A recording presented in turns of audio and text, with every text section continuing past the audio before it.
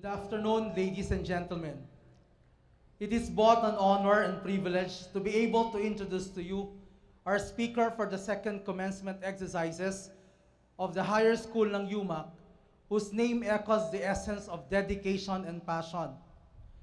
Her achievements, even as a student, are truly commendable as it mirrors her great sense of commitment and hard work. She finished her Bachelor of Secondary Education at the University of the Philippines, Diliman, then immediately took her Master's of Arts in Education, major in Curriculum and Instruction from the same university. She took another master's program at Sydney, Australia, where she finished her Master's of Educational Management and Leadership. She earned her doctorate in philosophy in educational leadership and management at the De La Salle University, Manila. Strong-willed, she hurdled countless challenges in her professional career. Hence, she has distinguished herself as an English teacher at Lourdes School of Quezon City High School from 1992 to 2000, that she was cited and became Hall of Fame awardee and well-liked teacher. And due to her love and passion for teaching, hard work and perseverance, she was promoted as the year-level chairperson, faculty president, English coordinator, and assistant principal for academic affairs from 1995 to 2006, then took the helm as the high school principal of Lourdes School from 2006 to 2012. Her affiliations range from being the accreditor of the Philippine Accrediting Association of Schools, Colleges, and Universities, or PAASCU, from 2003 to 2012. She is also a member of the Reading Association of the Philippines, Career Executive Service Officers and Eligibles, and Philippines-Australia Alumni Association. Her awards and citations include Hall of Fame awardee for 10 survey visits, PAASCU, shortlisted as one of the top 3 Philippine nominees to the Humphrey Fellowship, Fulbright Foundation in 2006. She was also a recipient of the 2012 Australia Development Scholarship, Sydney, Australia, and 2012 Australia Leadership Award of the same country. Her stint as the principal of Lourdes was cut short when she got another leap of her professional career and appointed as Director 3 of the Bureau of Secondary Education of the Department of Education from 2012 to present. To date, she got another appointment as the Officer in Charge Director 4, Office of the Director of the Bureau of Secondary Education, Department of Education, concurrently to her position as Director 3 of the Assistant Director. Additional to her commitment, she is now the current chair of the Senior High School National Task Force of the Department of Education.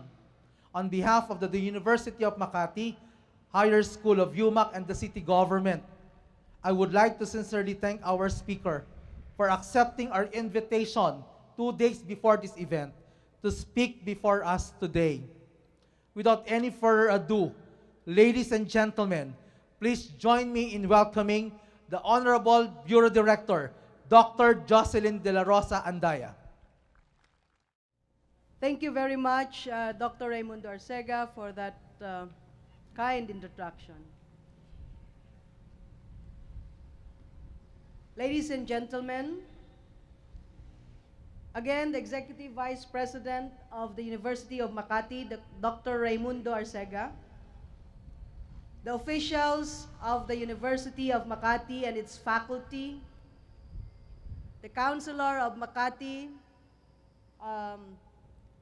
Councilor Uy. The Makati City Schools Division Superintendent, Dr. Domenico Idanan, the 2015 graduating class, parents, guests, ladies and gentlemen, a pleasant afternoon. To the graduating students, I say, congratulations for reaching a milestone in your life.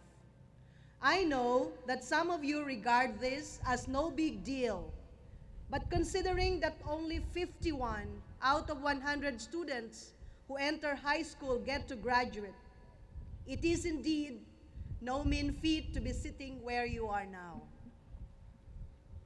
So what words of wisdom can I possibly impart to you, knowing that everyone, including your parents and the faculty, are raring to get on with the ceremony? Today's commencement exercises brings to mind several stories which perhaps some of your parents and those present here already know. But allow me to relay them to you again. I call these stories the 4-minute mile stories.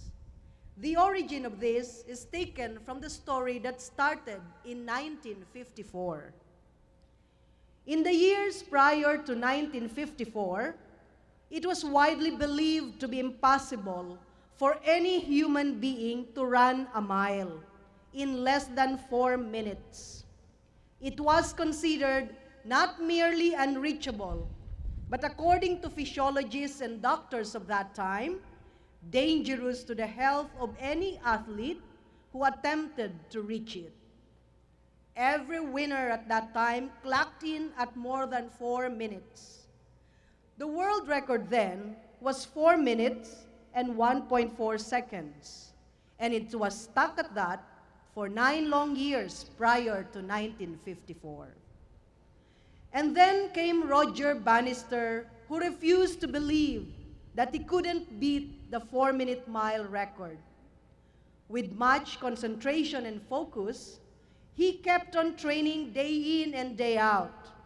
On the day of the competition, he crossed the finish line of Oxford Road Track on May 6, 1954 in 3 minutes, 59.4 seconds. The first ever world record under 4 minutes. This feat is considered the greatest singular athletic achievement ever and of all time. What could have propelled Roger Bannister to shatter the world record? What happened to the physical barrier that prevented other athletes from running the 4-minute mile? Simple. Faith and belief in oneself and family support. In one of his interviews, he said, "I came from such a simple origin without any privilege, and I would say I also wanted to make a mark." It is this same faith and determination that drove one, Rosel Ambubuyog, to look behind her physical limitations and pursue her dreams of finishing her studies. When she graduated from the Ateneo de Manila University in 2001, she holds the record of being the first Filipina visually impaired summa cum laude graduate of that same university. She said, "All of us have our disabilities. Mine is more obvious. I can represent what it means to go beyond one's limitations with determination, perseverance, the help of others, and the grace of God." The same holds true for Joseph Nathan Cruz, who was a financially challenged student of UP Diliman and whose mother was a domestic helper who had to wash and iron clothes of other people so she could send Joseph to school. Many times, Joseph couldn't concentrate on his studies. In a shock, he called his home due to the dean coming from his squatter neighbors. That and his being financially hard up did not deter Joseph from finishing his studies and lift him and his mother from the squalor they were in. He persevered, graduating magna cum laude, and was conferred the UP Batch 2000 Valedictorian Award. In his valedictory speech, he remarked, "I'm sure all of us have issues about which we keep silent because of the power of the lies." Lastly, the story of Kesh Valdez, the 2012 International Children's Peace Prize winner, is very familiar to all of us. Unwanted as a child, he was made to scavenge in the waste dump at a very young age and was forced to live in the streets, where his mentor and guardian found him. Through his mentor, Kesh was able to enroll in the alternative learning program for street kids while still scavenging between lessons to help his family. But again, this did not deter him from helping his fellow street kids by establishing the Championing Community Children, an organization which aims at giving hope and showing the street children they can transform their own lives and inspire others to do so as well. Kesh helped more than 10,000 children in his community. It is the voice of Kesh that made us realize that it is not age or material want that defines our actions and our identity. Rather, it is the firm belief that despite challenging and limiting situations, we still can be a force for good. My dear 2015 graduating students, the 4-minute mile stories are countless, but the message they give is timeless. They tell about the triumph of the human spirit. They talk about faith in oneself, in God, in family. Often, the barriers we perceive are only creations in our minds and in the other people's minds. There will be times when you might encounter the 4-minute mile barrier, and they come in many forms: financial, physical, emotional, personal, or even family. There might even be people around you who will tell you you couldn't do it or that it simply couldn't be done. If you encounter such, it is all the more reason for you to persevere, to be determined. Don't be afraid or get discouraged. All it takes is faith. Isn't that what Jesus meant when he said, if you have faith even as small as a mustard seed, you could say to this mountain, move from here to there, and it would move. Nothing would be impossible. Your graduation today might seem inconsequential or insignificant to others. Make no mistake, you're a graduate today because of your diligence and your commitment to better yourself, to prove that you can do it, to put to good use the talents and gifts given you by God. Perhaps this is your 4-minute mile story.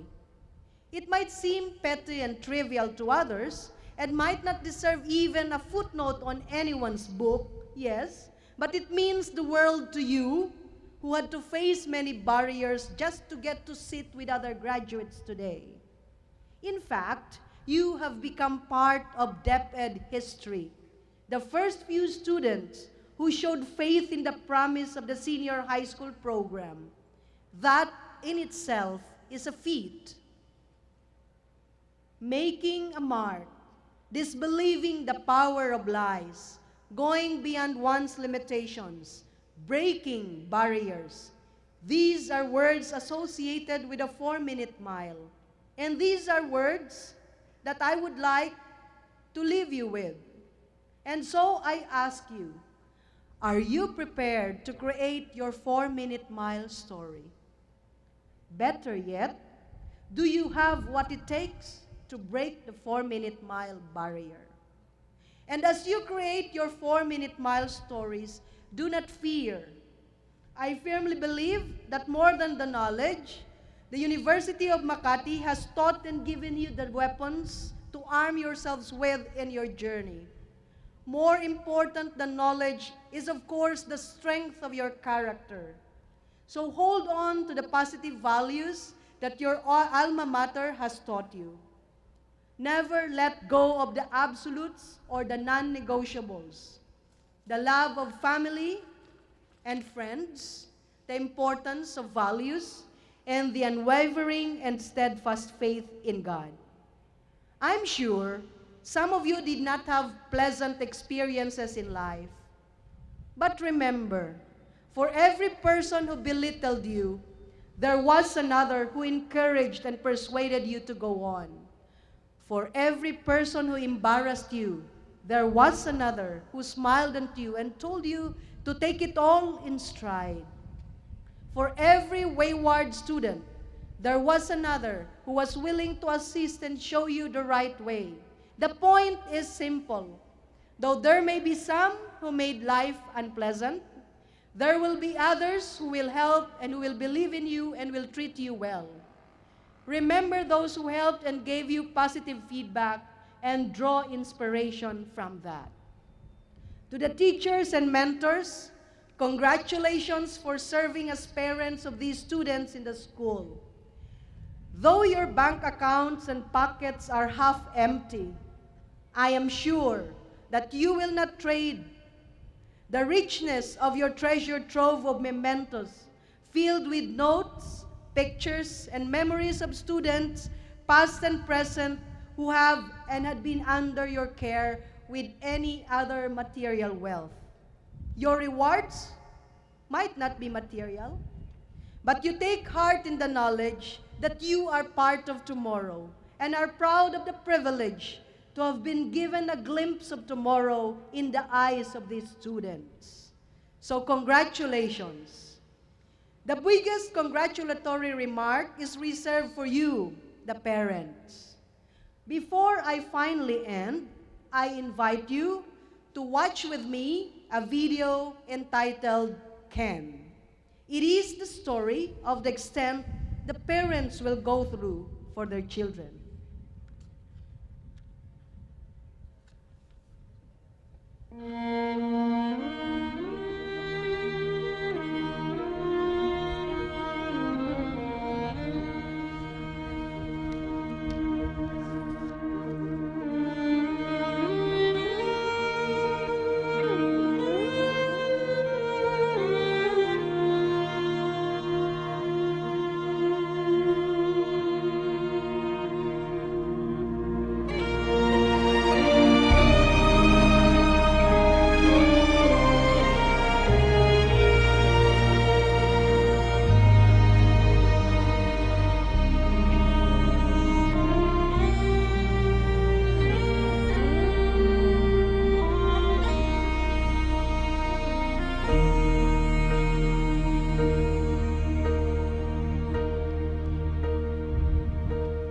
When I am down and oh my soul so weary, when troubles come and my heart burdened be, then I am still and wait here in the silence until you come and sit a while with me.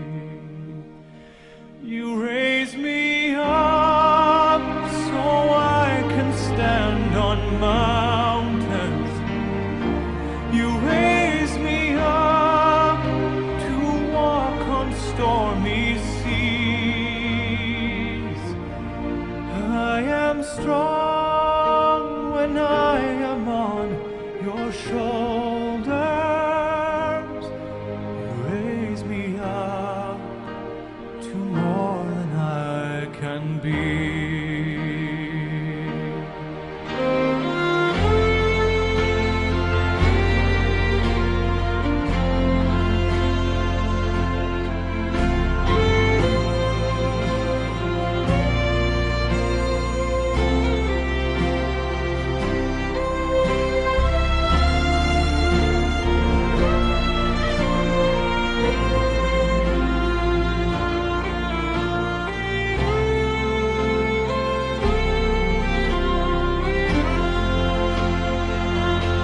You raise me up so I can stand on mountains. You raise me up to walk on stormy seas. I am strong when I am on your shoulders. You raise me up to more than I can be.